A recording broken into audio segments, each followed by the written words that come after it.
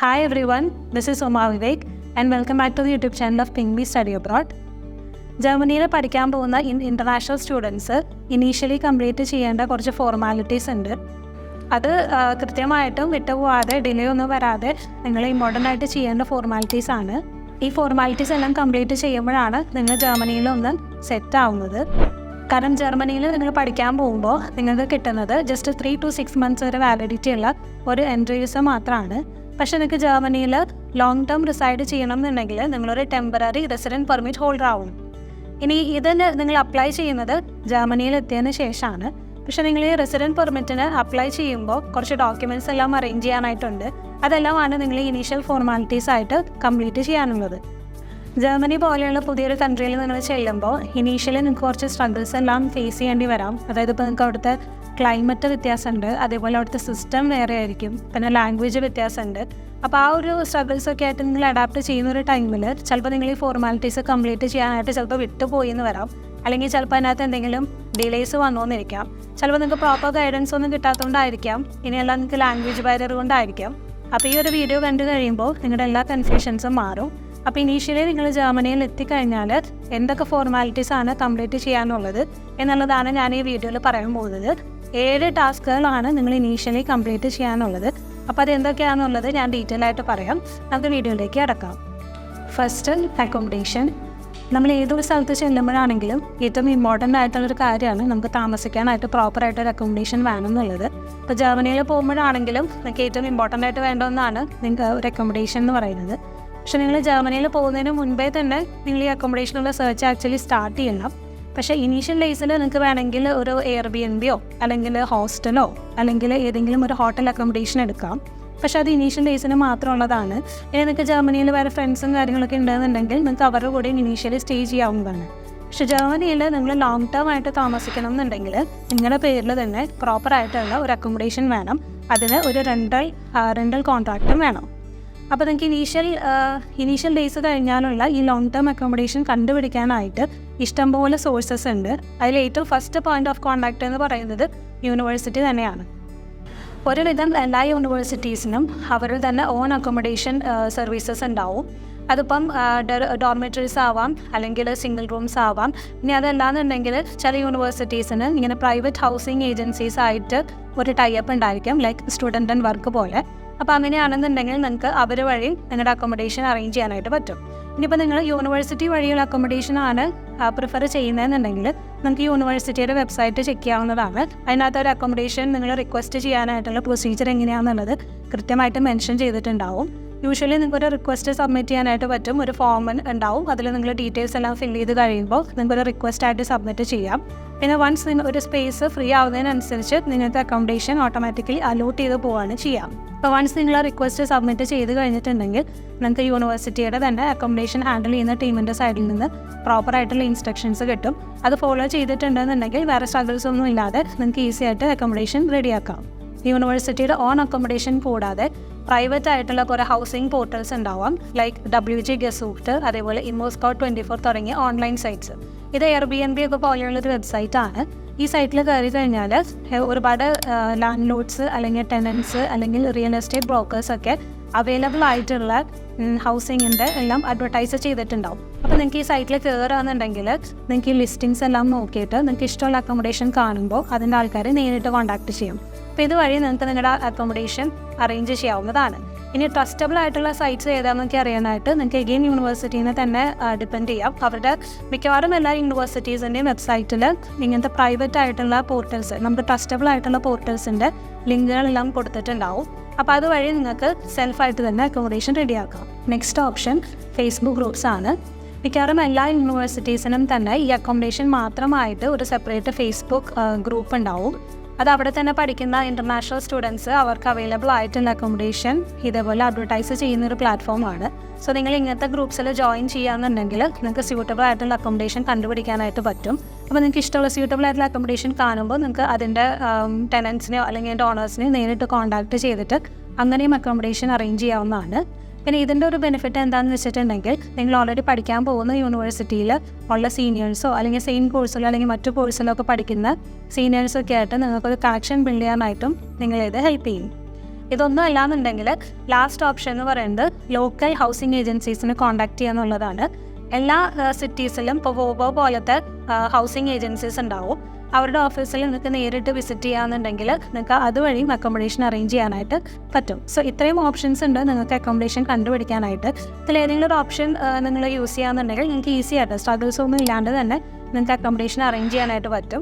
പിന്നെ എനിക്ക് തരാനുള്ളൊരു ടിപ്പ് എന്താണെന്ന് വെച്ചിട്ടുണ്ടെങ്കിൽ നമ്മൾ ഏറ്റവും ലാസ്റ്റ് മിനിറ്റിലേക്ക് വെയിറ്റ് ചെയ്യാതെ നമ്മൾ അക്കോമഡേഷൻ സെർച്ച് എത്രയും പെട്ടെന്ന് തന്നെ സ്റ്റാർട്ട് ചെയ്യുക. കാരണം ഇൻടേക്ക് എടുക്കും തോറും കുട്ടികൾ കൂടുതലായിട്ടും വരുന്ന സമയമായ കാരണം അക്കോമഡേഷൻ കുറച്ച് ടൈറ്റ് ആവാനുള്ള സാധ്യതയുണ്ട്. സോ നിങ്ങൾ എന്തായാലും ജർമ്മനിയിൽ പോകാൻ പ്ലാൻ ചെയ്യാന്നുണ്ടെങ്കിൽ അക്കോമഡേഷൻ്റെ കാര്യങ്ങളും പ്രൊസീജിയേഴ്സും എല്ലാം നേരത്തെ തന്നെ നിങ്ങൾ സ്റ്റാർട്ട് ചെയ്ത് വെക്കുക. സെക്കൻഡ്, സിറ്റി രജിസ്ട്രേഷൻ അല്ലെങ്കിൽ അൺമെൽഡോ. വൺസ് നിങ്ങളുടെ അക്കോമഡേഷൻ എല്ലാം റെഡിയായി നിങ്ങളുടെ പേരിൽ ഒരു റെൻ്റൽ കോൺട്രാക്റ്റ് എല്ലാം സൈൻ ചെയ്ത് റെഡി ആയി കഴിഞ്ഞിട്ടുണ്ടെങ്കിൽ നെക്സ്റ്റ് ഇമ്പോർട്ടൻ്റ് ആയിട്ട് നിങ്ങൾ കംപ്ലീറ്റ് ചെയ്യേണ്ട ഒരു ടാസ്ക്കാണ് സിറ്റി രജിസ്ട്രേഷൻ അല്ലെങ്കിൽ അൺമെൽഡ് എന്ന് പറയുന്നത്. ഇത് നിങ്ങൾ ചെയ്യേണ്ടത് നിങ്ങൾ ഏത് സിറ്റിയിലാണോ അവിടുത്തെ റെസിഡൻസ് രജിസ്ട്രേഷൻ ഓഫീസിൽ പോയിട്ട് വേണം നിങ്ങൾ സിറ്റി രജിസ്ട്രേഷൻ എന്ന് പറയുന്ന പ്രോസസ്സ് ചെയ്യാനായിട്ട്. വൺസ് നിങ്ങളുടെ അക്കോമഡേഷൻ എല്ലാം റെഡിയായി നിങ്ങളുടെ പേരിൽ ഒരു റെൻ്റൽ കോൺട്രാക്റ്റ് എല്ലാം സൈൻ ചെയ്ത് കഴിയുമ്പോൾ നിങ്ങൾ നെക്സ്റ്റായിട്ട് ഏറ്റവും ഇമ്പോർട്ടൻ്റ് ആയിട്ട് കംപ്ലീറ്റ് ചെയ്യേണ്ട ഒരു പ്രോസസ്സാണ് സിറ്റി രജിസ്ട്രേഷൻ അല്ലെങ്കിൽ അൺമെൽഡോ എന്ന് പറയുന്നത്. ഈ സിറ്റി രജിസ്ട്രേഷൻ എന്ന് പറയുന്ന പ്രോസസ്സ് നിങ്ങൾ ഏത് സിറ്റിയിലാണോ നിൽക്കുന്നത് അവിടുത്തെ റെസിഡൻസ് രജിസ്ട്രേഷൻ ഓഫീസിൽ പോയിട്ട് വേണം ചെയ്യാനായിട്ട്. ഇത് കംപ്ലീറ്റ് ചെയ്യുമ്പോഴാണ് നിങ്ങൾ ആ സിറ്റിയുടെ ഒരു ലീഗൽ റെസിഡൻ്റ് ആവുന്നത്. ഈ റെസിഡൻസ് രജിസ്ട്രേഷൻ ഓഫീസ് എന്ന് പറയുന്നത് ബർഗർ ബ്യൂറോ എന്നാണ് ജർമ്മനിൽ പറയുന്നത്. സോ നിങ്ങൾ ഏത് സിറ്റിയിലാണോ നിൽക്കുന്നത് അവിടെ നിങ്ങൾക്ക് ഗൂഗിളിൽ ജസ്റ്റ് സെർച്ച് ചെയ്താൽ അറിയാൻ പറ്റും. ഈ ബർഗർ ബ്യൂറോൻ്റെ ലൊക്കേഷനും അതേപോലെ വെബ്സൈറ്റും ഡീറ്റെയിൽസ് എല്ലാം കിട്ടും. അപ്പോൾ അതിൽ പറയുന്ന പ്രൊസീജിയർ പ്രകാരം നിങ്ങൾ ഡോക്യുമെൻറ്റ്സ് ഒക്കെ ആയിട്ട് ചെന്നിട്ട് ഈ അൺമെൽഡിംഗ് എന്ന് പറയുന്ന പ്രോസസ്സ് കംപ്ലീറ്റ് ചെയ്യേണ്ടതാണ്.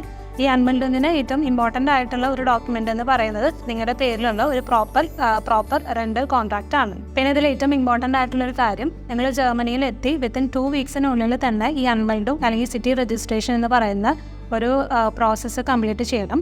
വൺസ് നിങ്ങൾ ഇത് കംപ്ലീറ്റ് ചെയ്ത് കഴിഞ്ഞാൽ നിങ്ങൾക്ക് സിറ്റി രജിസ്ട്രേഷൻ സർട്ടിഫിക്കറ്റ് അല്ലെങ്കിൽ മെൽഡ് ബെഷാനിങ് എന്ന് പറയുന്ന ഒരു സർട്ടിഫിക്കറ്റ് കിട്ടും. ഇത് വെച്ചിട്ട് വേണം നിങ്ങൾ ബാക്കി ഫോർമാലിറ്റീസ് എല്ലാം കംപ്ലീറ്റ് ചെയ്യാനായിട്ട്. Third is university enrolment. Next important ആയിട്ട് ചെയ്യേണ്ട സ്റ്റെപ്പ് അല്ലെങ്കിൽ കംപ്ലീറ്റ് ചെയ്യേണ്ട ടാസ്ക് എന്ന് പറയുന്നത് യൂണിവേഴ്സിറ്റി എൻറോൾമെൻ്റ് ആണ്.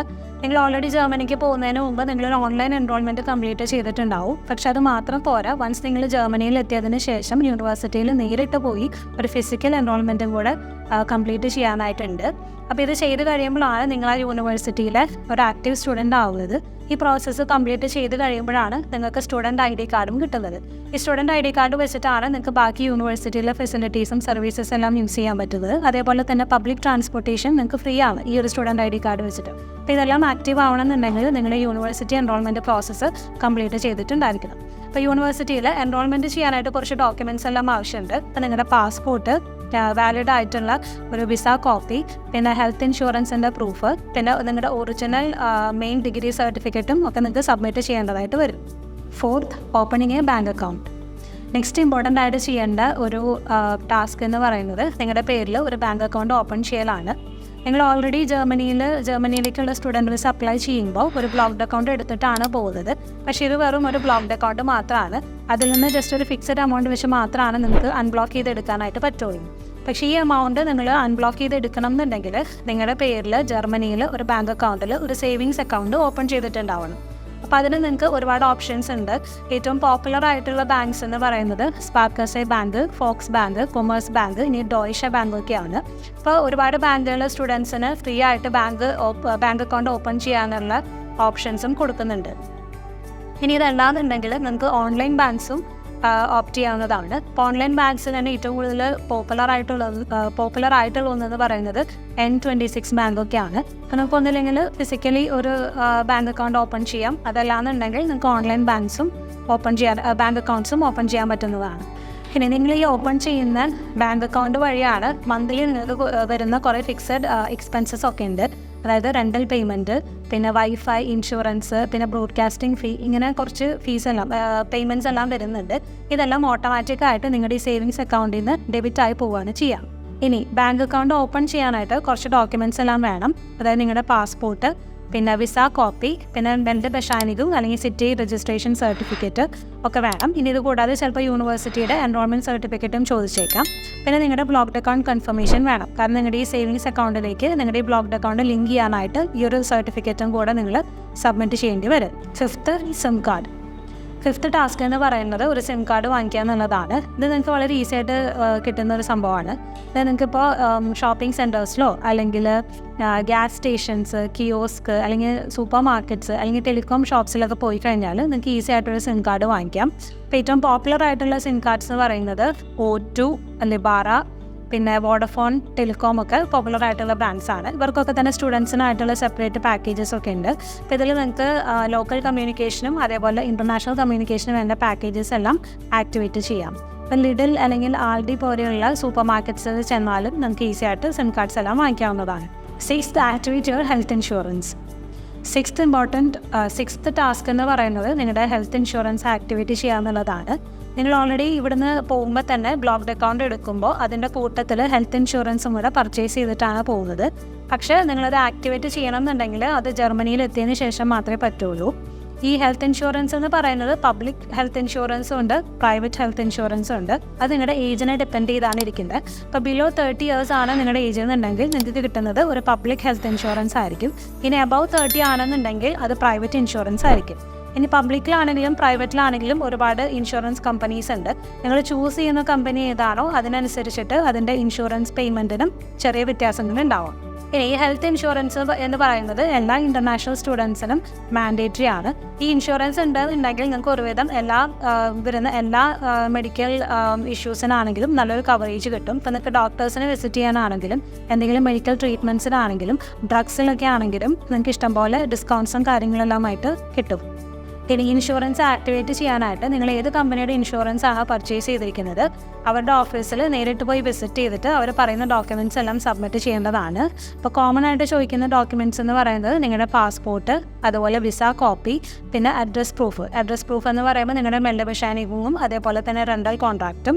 ഇനി ഇത് കൂടാതെ നിങ്ങൾ സബ്മിറ്റ് ചെയ്യേണ്ടത് നിങ്ങളുടെ ബ്ലോക്ക്ഡ് അക്കൗണ്ടിൻ്റെ അല്ലെങ്കിൽ ബാങ്ക് അക്കൗണ്ട് ഓപ്പൺ ചെയ്തിട്ടുള്ളതിൻ്റെ പ്രൂഫുമാണ്. 7th apply for a residence permit. ഇനി ഏറ്റവും ലാസ്റ്റ് കംപ്ലീറ്റ് ചെയ്യേണ്ടതും ഏറ്റവും ഇമ്പോർട്ടൻ്റ് ആയിട്ടുള്ളൊരു ടാസ്ക്കാണ് നിങ്ങൾ റെസിഡൻറ്റ് പെർമിറ്റിന് അപ്ലൈ ചെയ്യാമെന്നുള്ളത്.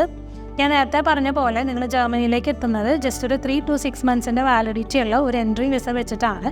പക്ഷേ നിങ്ങൾക്ക് ജർമ്മനിയിൽ ലോങ് ടേം നിൽക്കണം എന്നുണ്ടെങ്കിൽ നിങ്ങൾക്കൊരു റെസിഡൻറ്റ് പെർമിറ്റ് ഉണ്ടായിരിക്കണം. ഇത് നിങ്ങൾ അപ്ലൈ ചെയ്യേണ്ടത് ഔസ്ലാൻഡർ ബിഹോർഡെ അല്ലെങ്കിൽ ഫോറിനേഴ്സ് ഓഫീസിലാണ്. നോർമലി റെസിഡൻറ്റ് പെർമിറ്റ് ഇഷ്യൂ ചെയ്യുന്നത് 1 yearലേക്കാണ്. പിന്നെ നിങ്ങളത് എക്സ്പയർ ആവുന്നതിന് മുൻപ് അതിൻ്റെ എക്സ്റ്റൻഷന് വേണ്ടി അപ്ലൈ ചെയ്യാണ് വേണ്ടത്. ഇനി നമ്മൾ റെസിഡൻറ്റ് പെർമിറ്റിന് അപ്ലൈ ചെയ്യുമ്പോൾ കുറച്ച് ഡോക്യുമെൻറ്റ്സ് എല്ലാം ആവശ്യമുണ്ട്. അത് എന്തൊക്കെയാണെന്നല്ലോ നോക്കാം. First residence permit application form, പിന്നെ പാസ്പോർട്ട്, യൂണിവേഴ്സിറ്റി എൻറോൾമെൻറ്റ് സർട്ടിഫിക്കറ്റ്, മെൽഡ് ബഷാനികും അല്ലെങ്കിൽ സിറ്റി രജിസ്ട്രേഷൻ സർട്ടിഫിക്കറ്റ്, പിന്നെ ഹെൽത്ത് ഇൻഷുറൻസിൻ്റെ പ്രൂഫ്, പിന്നെ നിങ്ങളുടെ പാസ്പോർട്ട് സൈസ് ഫോട്ടോ, പിന്നെ പ്രൂഫ് ഓഫ് ഫിനാൻഷ്യൽ നീഡ്സ് തുടങ്ങിയ ഡോക്യുമെൻറ്റ്സ് എല്ലാമാണ് വേണ്ടത്. പിന്നെ നിങ്ങൾ റെസിഡൻറ്റ് പെർമിറ്റിന് അപ്ലൈ ചെയ്യുമ്പോൾ ഒരു പ്രോസസ്സിംഗ് ഫീ ഉണ്ട്.